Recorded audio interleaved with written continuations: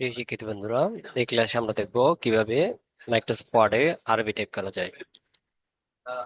তো মাইক্রোসফট ওয়ার্ডে আরবি টাইপ করতে হলে প্রথমে আমাদেরকে এই যে এখান থেকে এই আরবি অপশনটি সিলেক্ট করতে হবে।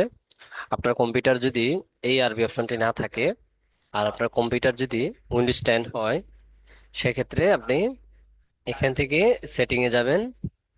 সেটিং এ যাওয়ার পরে এখান থেকে আমরা টাইম এন্ড ল্যাঙ্গুয়েজে যাব। তারপর এখান থেকে আমরা যাব ল্যাঙ্গুয়েজ। এবার এখান থেকে আমরা দেবো অ্যাড ল্যাঙ্গুয়েজ। এবার এখান থেকে আমরা অ্যারাবিক, সৌদি আরবিক অপশনটি খুঁজে নিব। যেমন আমি লিখলাম এখানে আরবিক।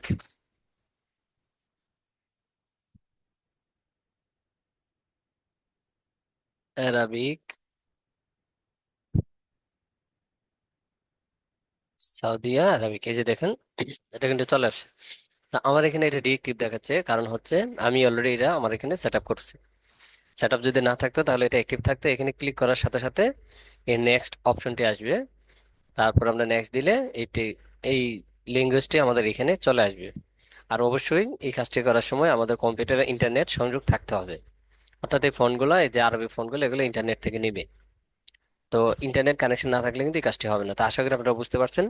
তো এভাবে আগে প্রথমে আমরা কি করব, এই যে অ্যারাবিক, সৌদি আরবিক এই ল্যাঙ্গুয়েজটা এখানে অ্যাড করে নেব। তো অ্যাড করার পরে এবার আমরা যদি আরবি লিখতে চাই তাহলে প্রথমে আমরা মাইক্রোসফট ওয়ার্ডটি ওপেন করি। ওপেন করার পরে আমরা এখান থেকে ল্যাঙ্গুয়েজটিকে চেঞ্জ করে দিব, অ্যারাবিক করে দিব। তাহলে আমরা দেখতে পাচ্ছি আমাদের কার্সরটি অ্যারাবিক হয়ে গেছে। তো এবার আমরা আমাদের right to left, left to right এই অপশনটি চেঞ্জ করব। এই জন্য আমি জুমটা একটু ছোট করলাম।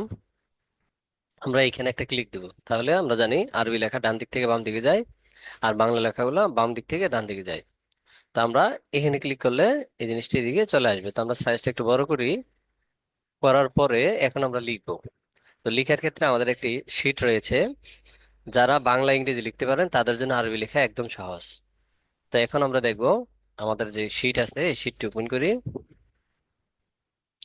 এই যে দেখেন এই শীটটি আপনারা সংগ্রহ করবেন। এখানে লেখা আছে আরবি বর্ণমালা।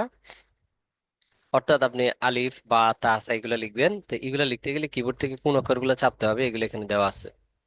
অর্থাৎ আলিফ লিখতে চাইলে এইচ দিতে হবে, বা লিখতে চাইলে এফ দিতে হবে, তা লিখতে চাইলে জে দিতে হবে, সা লিখতে হলে ই দিতে হবে, জিম লিখতে হলে থার্ড ব্র্যাকেট দিতে হবে, তারপরে হচ্ছে হা লিখতে গেলে পি দিতে হবে। এইভাবে প্রত্যেকটা বর্ণ কোন কোন কোন অক্ষরে কোনটা আছে। যেমন কাফ, কাফের জন্য দিতে হবে কোলন। এইভাবে সবগুলো বর্ণ ইয়া পর্যন্ত এখানে দেয়া আছে।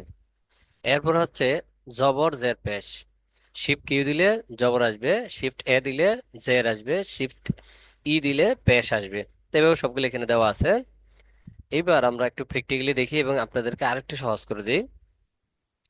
আপনারা যদি সহজে আরবি লিখতে চান তাহলে একটা টিপস রয়েছে। তো আগে আগে আমি এখন যে জিনিসগুলো দেখাইছিলাম এগুলা দিয়ে আগে একটু লিখি। যেমন এখানে আমাদেরকে বলছে আলিফ বা তাসা।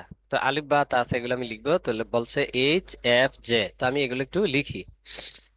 আমি কিবোর্ড থেকে এইচ দিলাম, তারপরে এফ দিলাম, তারপরে জে দিলাম, তারপরে ই দিলাম। তাহলে দেখেন আমাদের এখানে আলিফ বা তা আছে এগুলো উঠে গেছে। এইভাবে পর্যায়ক্রমে আপনি সবগুলা শীট দেখে দেখে তিনটা তিনটা চারটা তিনটা চারটা বর্ণ করে করে একসাথে একসাথে আস্তে আস্তে আস্তে আস্তে বর্ণগুলো আগে নিয়ে আসবেন। আর যদি আপনি এখানে কোনো ইয়া লিখতে চান, শব্দ লিখতে চান, তাহলে স্পেস না দিলে হবে। যেমন আমি আলহামদুলিল্লাহ লিখলাম, আলিফ লাম, এরপরে হচ্ছে হা মিম দাল, আলহামদু। অর্থাৎ মাঝখানে স্পেস না দিলে এটা শব্দ হয়ে যাবে। তো এইভাবে মানে আমরা স্পেস দিয়ে দিয়ে লিখলে বর্ণগুলো আলাদা আলাদা থাকবে, আর স্পেস না দিলে বর্ণগুলো একটার সাথে একটা যুক্ত হয়ে যাবে। এভাবে শব্দ লেখা যায় বা বাক্য। এভাবে কয়েকটা শব্দ লিখলে বাক্য হয়ে যাবে। আশা করি আপনারা বুঝছেন। তাহলে এবার আমরা জের জবর জের, জের জবর পেশ এগুলো কিভাবে দেওয়া যায় আর এই লেখাটিকে আরো কিভাবে সহজ করা যায় এই জন্য একটা টেকনিক দেখবো। এই টেকনিকটা বোঝার জন্য প্রথমে আপনারা এখান থেকে ইংলিশ কিবোর্ডটাতে নেবেন।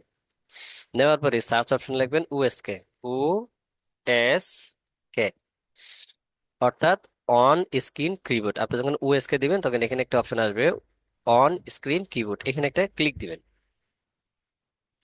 তো এখানে ক্লিক দিলে দেখেন আমাদের একটা কম্পিউটারের ভিতরে থাকে একটা কিবোর্ড আছে, এটা চলে আসছে।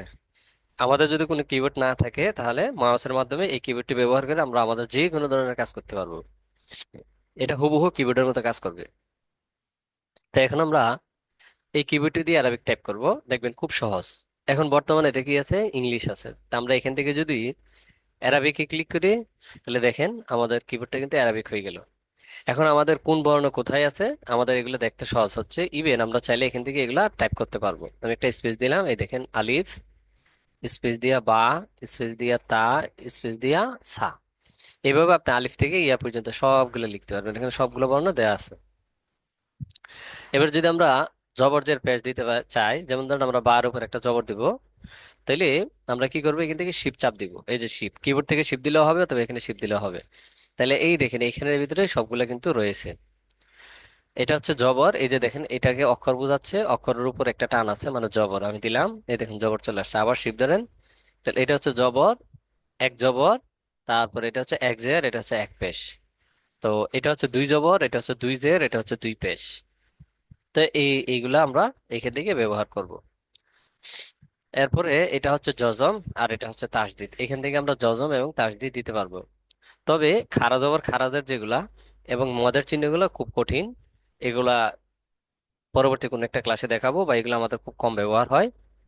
আর আরবি টাইপ করতে গেলে আপনাদের দুইটা ফন্ট প্রয়োজন হবে। আমার কাছে আছে, দেখেন, আল কলম, কোরআন মাজিদ। আল কলম, কোরআন মাজিদ, আর একটা হচ্ছে Arabic typing, Arabic type setting, Arabic type setting. এই দুইটি ফন্ট আপনারা অনলাইন থেকে ডাউনলোড করে নেবেন। যদি ডাউনলোড করতে না পারেন আমার সাথে যোগাযোগ করবেন, আমি আপনাদেরকে ইনশাল্লাহ দিয়ে দেবো। তো এগুলো দিলে কি হয়, যেমন ধরেন আমি এখানে একটা জজম দিলাম, জজম,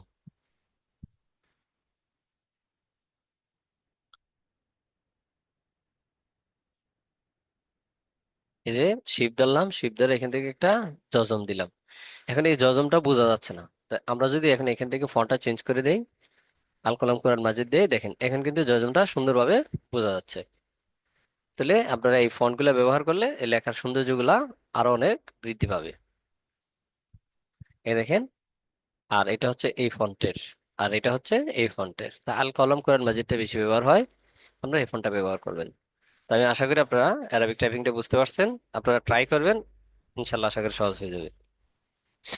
এরপরে যদি না বুঝেন আমার সাথে যোগাযোগ করবেন, আমি চেষ্টা করবো আপনাদেরকে আরো সহজে বুঝাই দেওয়ার জন্য। ধন্যবাদ।